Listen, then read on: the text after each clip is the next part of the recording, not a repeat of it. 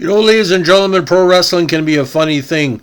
It's usually a comparison of presentations. Now, when WCW and the NWO were taking on WWE was destroyed for a while until WWE under Vince McMahon started to adopt the same shock trends that WCW and NWO did. Now, in 2023, what's been going on with Maxwell Jacob Friedman, or MJF, the AEW World Champion?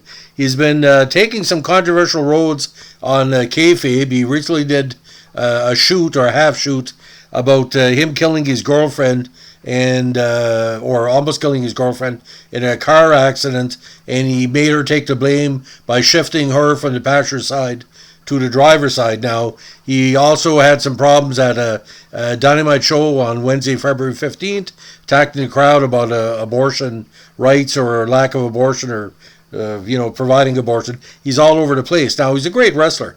But compare that to what's been going on with WWE. The traditional storytelling where you got Cody Rhodes, Roman Reigns, the current double champion, and Sami Zayn, the underdog. The three top wrestlers in the WWE are going for the title in three different ways at the same time and keeping pretty well to their character.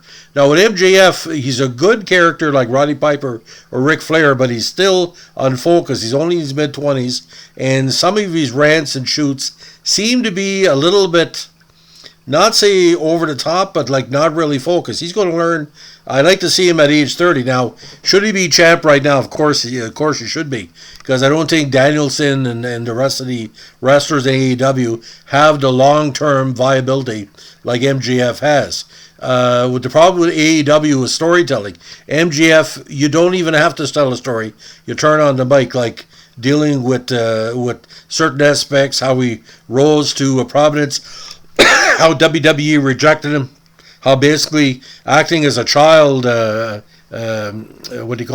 performer on Rosie O'Donnell, gave his big shot. Now, I did a previous podcast predicting that MJF was going to be the next big thing.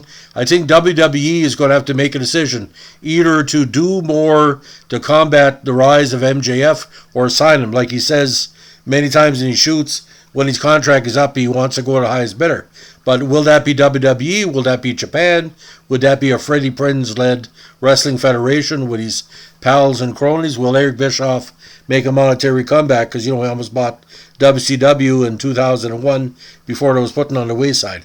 But like I said, Maxwell Jacob Friedman, boys, you can't take your eyes off him when he's going on. Charisma to burn, and he is a generational talent.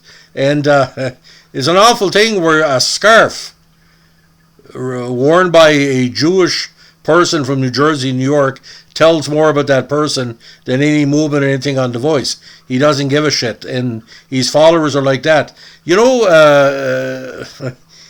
People like the incident with the kayfabe, where so many people called the cops in Long Island or Nassau or wherever it was, or on both sides. It made a lot of sense because, part of wrestling, people tend to believe it, and were basically complaining it was a little bit too real.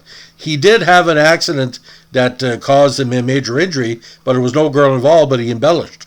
And in 2023, if you love wrestling, it doesn't bother you, but if you don't know anything about wrestling, it gets to you. So will he be mainstream? Yet to be determined. But in 2 years, are we going to see Cody Rhodes versus MJF for the dual world title in WWE? Yet to be seen. But just like WCW, NWO versus WWE, in 1997, we didn't know in 4 years everything would come apart.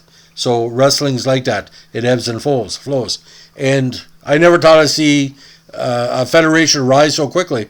AEW is less than 5 years old, and it's neck and neck with WWE in relation to a lot of things, especially the rosters, because both rosters are tremendous.